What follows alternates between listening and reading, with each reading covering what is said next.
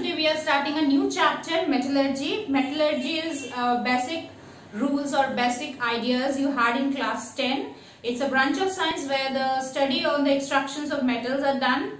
The study based on the concentration of the ore, then conversion of ore to oxide, then conversion of oxide to metal, and finally purification. Now for obtaining the metal we cross so many paths, so many steps. So all those will be discussed in this chapter. We have in the bit elaborated form from what you had in class 10. But starting from the very basic thing, that difference between ores and minerals, as we know that minerals are the compounds having the metals. It's a metallic compounds associated with certain earthly impurities, and when it can be extracted by a very profitable process, conveniently and easily the metal can be extracted from that particular mineral, we call it ore.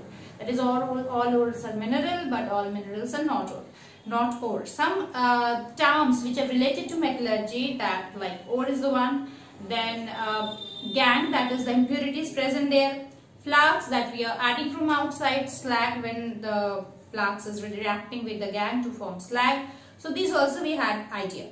So first we will be starting with dressing of ore or concentration of the ore. Methods or technique how the initial dressing of the ore is done. We know that before going for the process we use pulverization, that is grinding of the ores in small pieces, and then the treatments are done. So one of the treatments, one of the dressing of the ore, the first technique for dressing of ore we are going to discuss is hydraulic method or gravity separation. Now this method's principle is based on the difference in the specific gravity of the ore and the impurities present there. Now ores contains the metallic compounds, which is our main target to obtain, and also certain impurities. Now if there are difference in the specific gravity, we can use this particular method. As for example, oxides of iron, oxides of tin, and metals, native metals like gold and silver, they can be purified or they can be dressed using this method.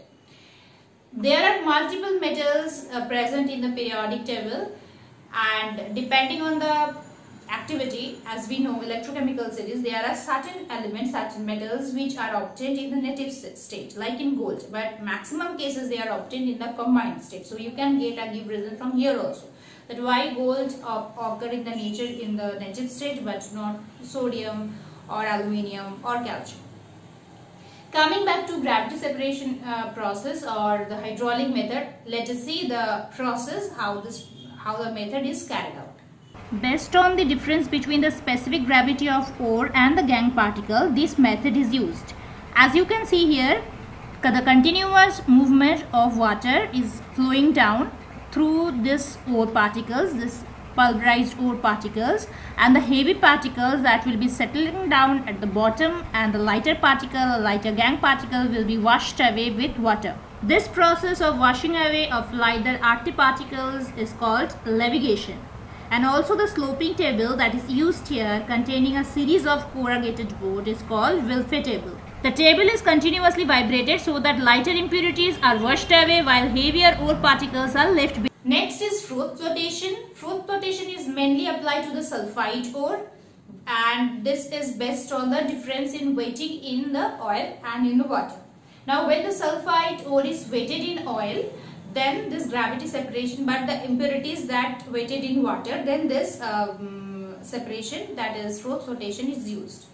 Now if there are more than one sulfide ore present, like as you know that zinc sulfide can be separated from other impurities present in its ore using this particular Froth flotation method. But if both zinc sulfide and lead sulfide are mixed, then also by using a depression we can separate both zinc sulfide and lead sulfide through the Froth flotation method. We use pine oil or xanthan oil generally, and the principle will be that when the sulfides ore, there's presence in differential weighting of sulfide ore and the impurities present there, or if there are two sulfide ores, and we can use depression for making it different in the weighting, then also we can use this technique to separate sulfide ores from their impurity or dress the concentration of the ore through this Froth flotation process. Now let us see how the process is carried out. This is the tank where the froth flotation process is done. Initially, the powdered ore is mixed with water to form a suspension which is allowed to go inside the tank, and this tank contains collectors and froth stabilizers. The function of collectors like pine oil, fatty acid and xanthate is to enhance the non-wettability of the ore particles. On the other hand, froth stabilizers like cresol and aniline stabilize the froth that is formed in the process. There is a rotating paddle that draws air in it, causing frothing. As you can see here, the air is continuously coming to the tank and that is helping to form the froth, and as long as the air is passing through and the rotating paddle is continuously moving and the agitation occurs here inside through that suspension, the ore particles are preferentially get wetted by the oil and the gangue particle that remains at the bottom. Here the blue color particles represent the sulfide ore and the black color particles represent the gangue. Till the entire sulfide ore gets separated from the gangue particle, the passing of air is continued and the agitation is continued. Finally, all the ore particles wetted in oil and the gangue particles remain in the water layer and both of them get separated from each other. And this is how in industries in a very big tank froth flotation process is performed.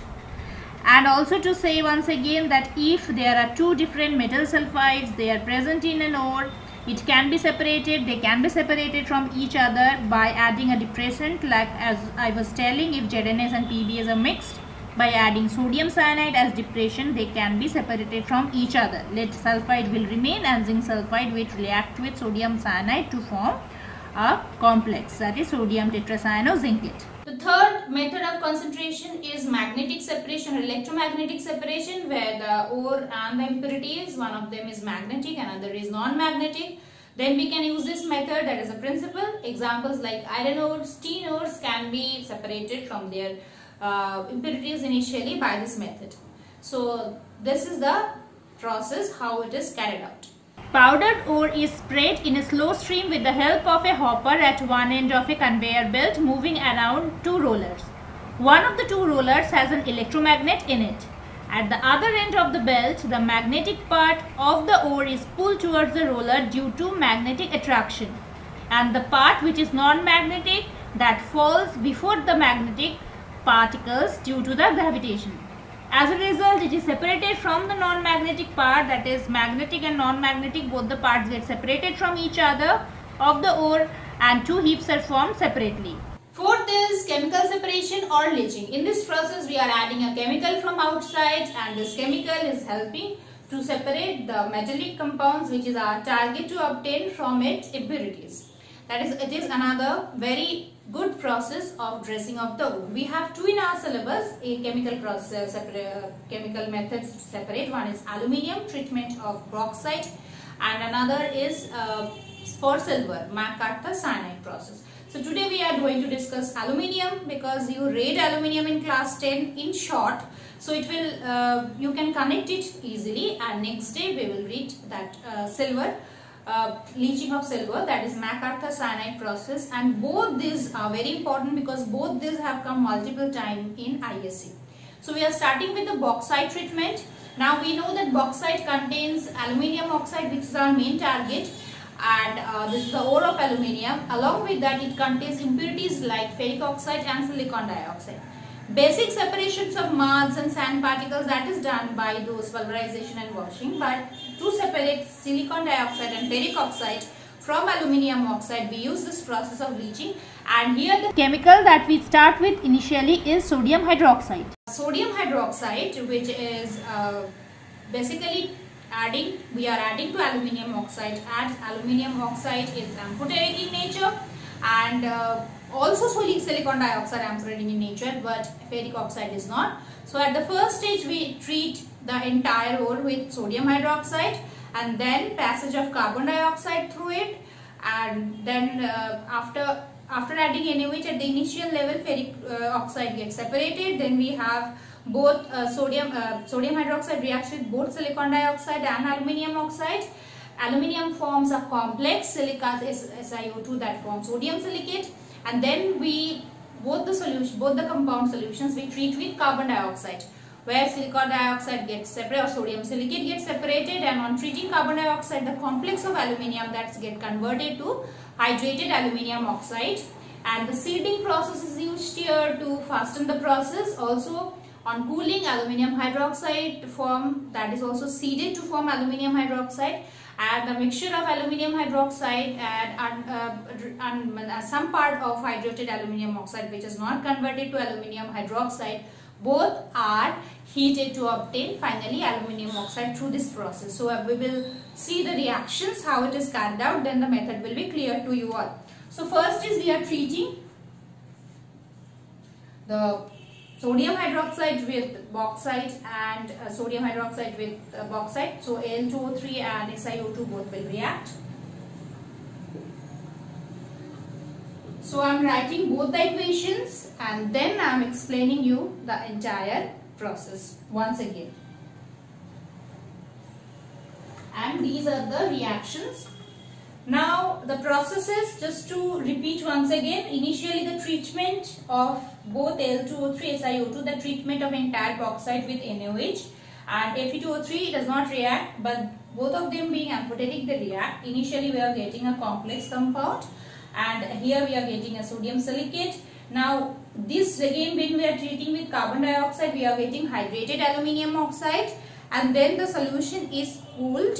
When the solution becomes, when it is cold and when the solution becomes very cold, in that case the solution is seeded with aluminium hydroxide and gradually their formation of aluminium hydroxide takes place and sodium silicate remains in the solution. We can filter out. Also when we are passing that some of this which has cut from, after passing the carbon dioxide, some of the hydrated aluminium oxide on cooling they have converted to aluminium hydroxide, but some remains in form of hydrated aluminium oxide. After filtering, after separating the sodium silicate from the solution, we are getting these two substances. When we are heating the formed aluminium hydroxide, we are getting aluminium oxide, which is our target, and which has not formed to aluminium hydroxide, that part is that remaining part of hydrated aluminium oxide also heated to obtain the aluminium oxide. In both this conversion, the conversion of this one and the conversion of this hydrated aluminium oxide to aluminium hydroxide, also these two solutions are seeded. The seeding is used in both the cases. If you cannot remember, seeding is a process of making the formation of the crystal faster by adding some pure crystal from the beginning. Prior to formation of the crystal, prior to start the reaction, already we add certain amount of crystals to the solution, which makes the process faster or makes the the reaction to go farther, forward direction faster, that is seeding. So that's about the extraction or first step of extraction of bauxite, that is dressing of wood, leaching. Next day we will be discussing the McArthur cyanide process. Today up to this, keep revising complex also, keep practicing, and also keep start studying this chapter as well. Focus on the points on which the discussions are going on. Take care and bye.